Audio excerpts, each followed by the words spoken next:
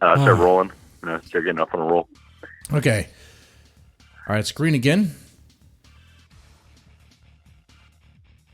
All right, we're live again. I do apologize for this, guys. All right, so we were going on a roll, and I felt like I was getting into something too. So yeah, if Manson had that sort of connections that he could have today with the Reach, the Manson family might be much bigger. And I think he could be like a presidential candidate if you want to go that far. I mean, you think about it. Because I wrote the book in 2010, probably. So I didn't foresee Trump coming along. Yeah. I mean, but of course, Trump. In Trump's defense, I have to say that he wasn't saying the same things that Charles Manson was saying. He would be like, "Oh my God," he was dropping N-bombs all over the place. Now, that would be crazy. That'd be crazy. Okay. Yeah, but yeah, Manson would definitely have the reach to cause some problems. So yeah, that's interesting. Okay. Well, like a Jim Jones or somebody too. You can think of that. Like a Jim Jones. Oh yeah. Get everybody to fly up to a foreign country with you, and then drink the Kool-Aid when the law comes. Mm-hmm. Kind of one of those things. Right.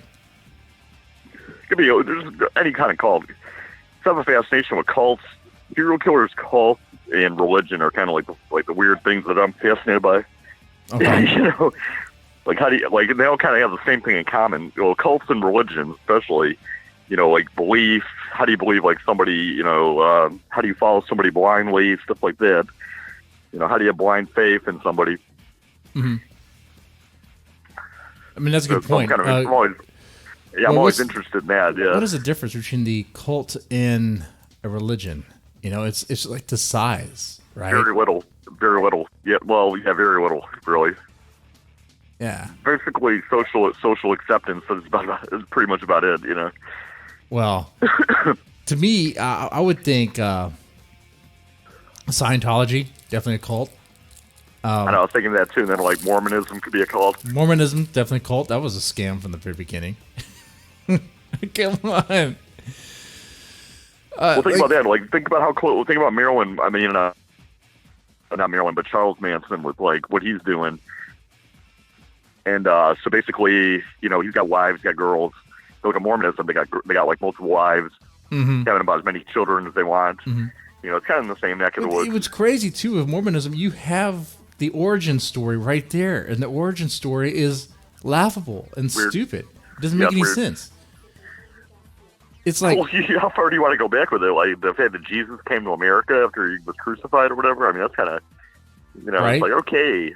Let's say like the Jesus Christ World Tour, I he's got like he's everywhere. Hey, he booked up a show in Tokyo for a couple nights. He's gonna be coming down. He's gonna do some. He's gonna turn some water into wine and play a couple of his classic songs. He's got the Doors doing backup. It's the world tour, man. I like that. Jesus World Tour. Jesus Superstar. With Jim Morrison as backup. But the origin story of it all, with Joseph Smith being the only seers, the only person who can read or decipher some stone, whatever. It's like, come on. Plates. Yeah, plates buried in the earth. Yeah. It's like of all the things you could do with kitchenware, you're gonna bury them in the ground with important information to tell people, and just give that knowledge to one person to decipher. It's too much power. Right. It's just too. Like why Joe Smith? Doesn't make any sense. And it makes me makes me wonder, what about the origin story of like Catholicism? That's all weird. Well, Jesus is like a vampire story, in a way, or it's like a zombie story, right? Because I was talking to one author. We were going to do like the influence of religion on horror. We were going to do a podcast. She already did it without me, so fuck her. By the way, we were going to do that together. We were going to do a show and everything, and she actually just did it with some other authors. So, whatever. She can go fuck herself, man. Come on. But we're talking we're getting that same line, like the influence of religion on horror. But Jesus could be like a vampire. I mean, the body and the blood of Christ. Drink the blood, eat the wafer. Eat the body. That's kind of cannibalism. like rising from the grave like a zombie. It could be a zombie aspect to that. I think about that all the time. I think about that every time it comes up because I go to church here and there. I'm kind of a deacon at the church. It's a small church. I went there when I was a kid, and it's spotty. But because the numbers are low, because people are dying and aging out, like literally, I guess they have no choice. They're like, do you want to do it? It's like, sure, I'll help out. Like, I know these people. So it's okay, yeah, I'll help out. But when it comes time for communion, I'm like, come on, guys. You eating flesh, drinking blood. What is this? Come on. Yeah. I went to a really good one time. They had some like grape juice and bread, and the guy's playing like some guitar riffs. The preacher and everything, and he's playing some songs and everything. Some good entertainment. It was good. Definitely, it was a trip. I was actually born. I was raised Catholic, so I'm used to it. I went to Catholic school, so I had a good time. No. That too much going up and down, man. And the Catholics, they take too long. They take the services takes forever. The church I go to, it's like done in an hour, and that's it. No more. Sometimes less. And that's it, man. So let's talk. I got in an argument in Catholic school about dinosaurs. A woman said dinosaurs were fake. I was like, how they fake? So I'm at the Buffalo Museum, and she's like, they're fake. And I say, okay, whatever. Didn't you know that Satan put fossils all over the place? Like, when you see a fossil, it's actually the product of the. She wouldn't even acknowledge that. I mean, she wouldn't even, she wouldn't even go that far with it. I mean, we're, it's like totally, that never existed. Nah, it never happened. It's like, okay. You say so, ma'am. Yeah. There's people like that who think dinosaurs are completely fake and all that. It's like, okay, dude. We have that cool museum where you can where Jesus walks with the dinosaurs.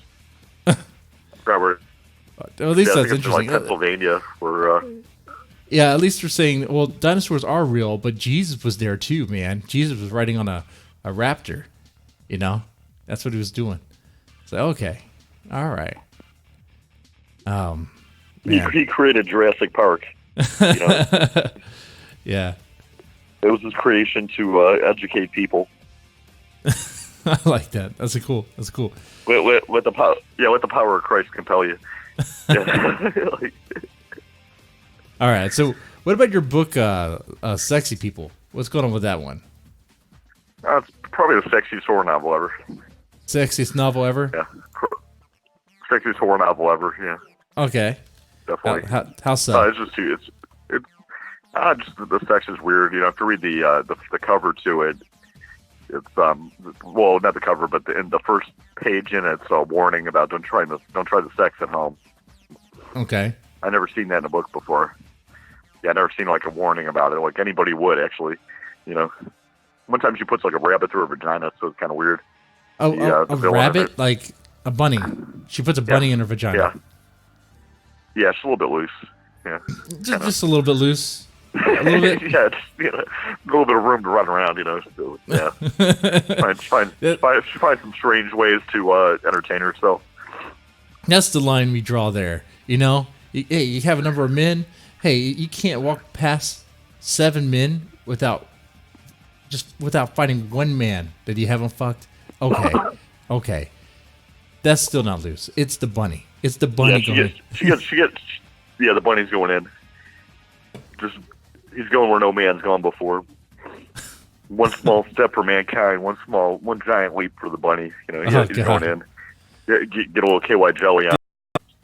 Did it live? No, unfortunately. Man. Unfortunately, not making it through the process. She's also into cannibalism during sex, so she might take a bite out of you. Well. She's a man eater. She'll chew you up and spit you out. Like literally, like bite off the man part, bite off. Come on. Yeah, whatever she feels like it. She gets hungry from time to time. She's like, yeah, I'll go down on you. It's like, wait, you make it seem too easy. Put up a fight, you play hard to get at least. Oh man. Huh. Okay. That's cool. At least, no means yes. I mean, come on, what are you talking about? So wait. The bunny, that has to be the worst thing, right? Is that the worst thing in the book? Oh, good. No, of course not. I can't even speak of it. It's just, there's a family friendly show over here. the FBI will come and get us, automatically. We have to. Yeah, we can't.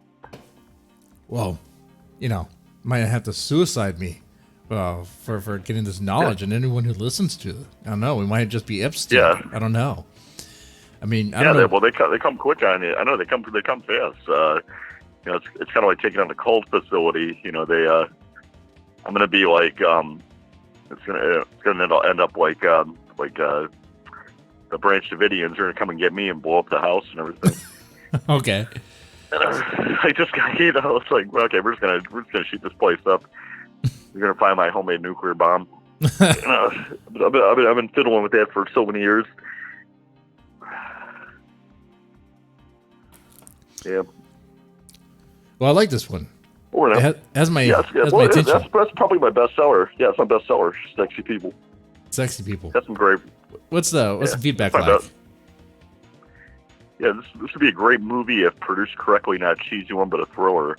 Be careful what you wish for. You just might get it. Marriage is between two people. That's one review.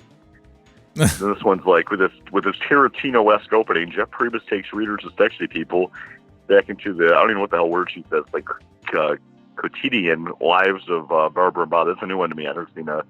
Okay. I've never even seen that shit before. As they plan crush flowers in the garden, live the American dream, and root the fact that they don't have children. Life's good and it's dull. And then they meet Camila. She's single, gorgeous, with winning slanted eyes, and what she does weekends is have parties at her house. Sex parties. When Barbara and Bob finally take the plunge and turn up at the house with a customary gift, chocolates and sex candles, Camila is stark naked and the world beneath her feet shifts into a new dimension that will take the American dreamers into a surreal nightmare where death might be a more relief than a tragedy. So that's some part of her review. She got a little more like compulsive, believable, great characters.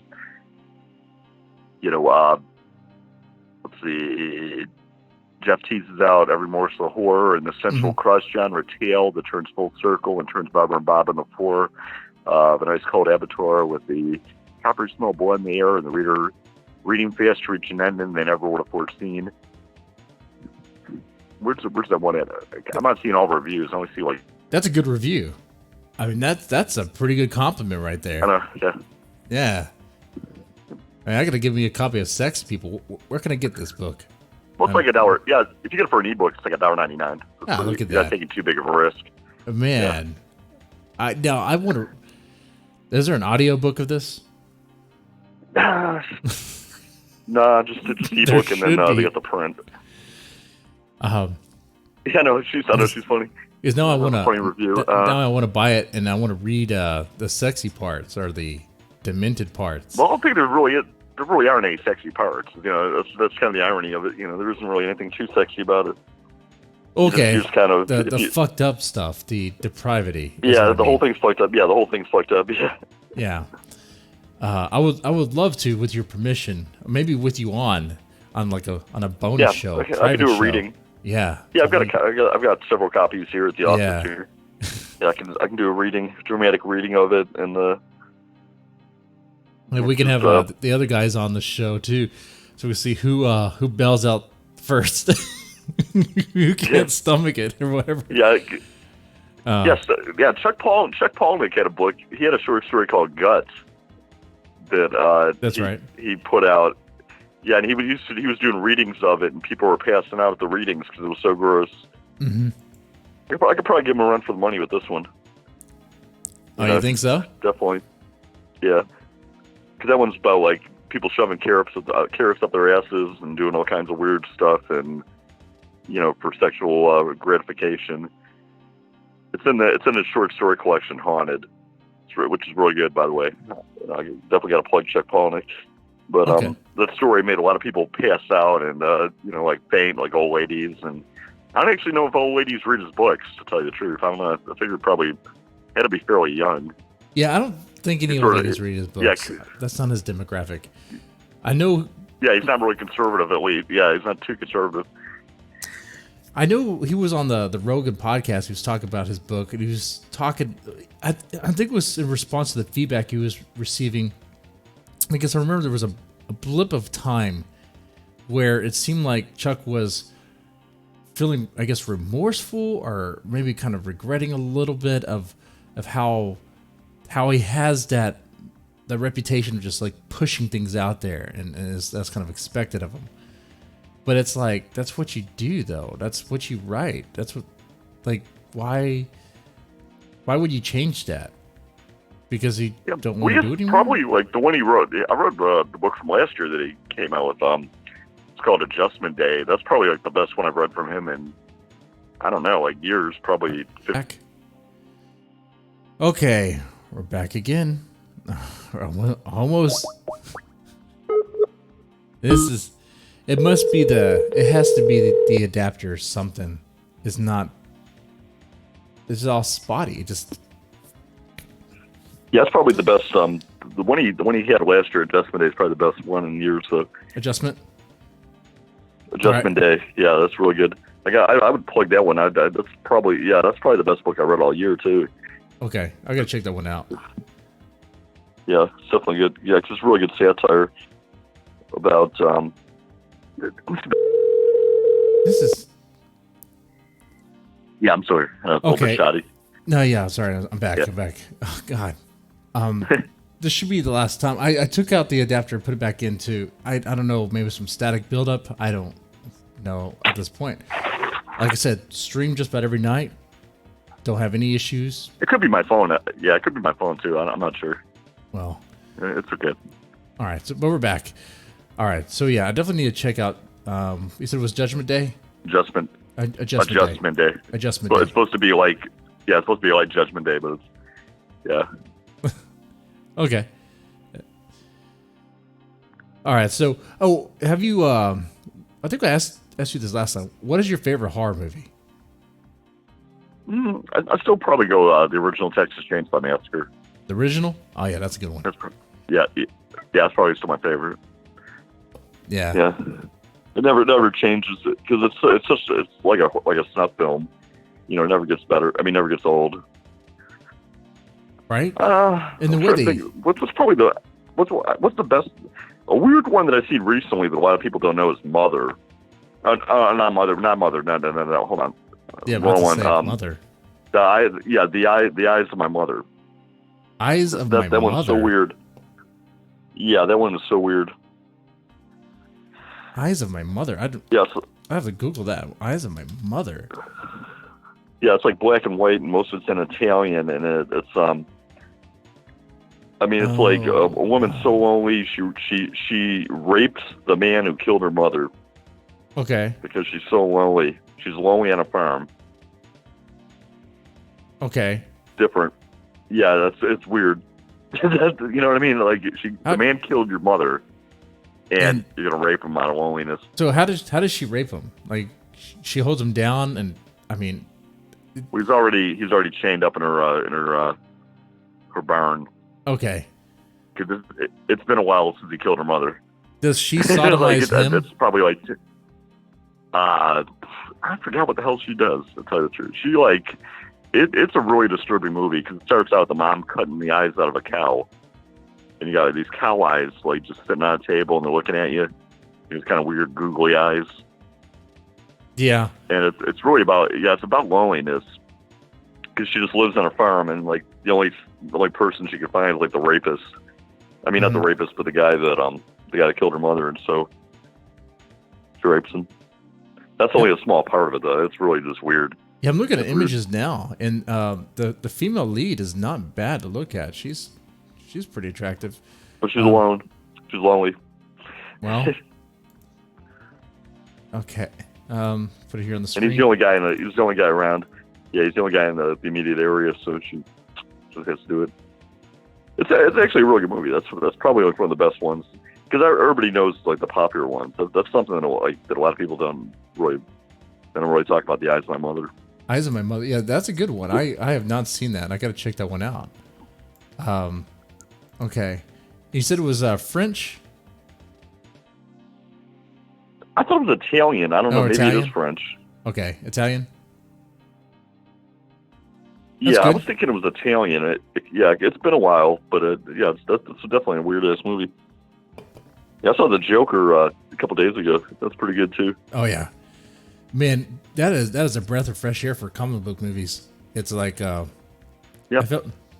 felt like a comic book movie that actually had substance. Actually, felt like a movie, you know, not like a video game. Oh man, well, I still loved it. I loved Avengers Endgame. Though I have to admit, I mean, I love that. Oh yeah, I liked them too. But there's there's a different. Not that they're bad movies, but there's a different type of movie. You know, it's like they're action. Yeah, it's a lot darker. Oh yeah. Yeah. Like the darker, slower, more story-driven, narratives. You don't really get that with Avengers and Thor and Captain America and stuff. But they were able to do that with the Joker. That's interesting. I like that. I don't think they could. It's going to be hard to incorporate Batman into that, though.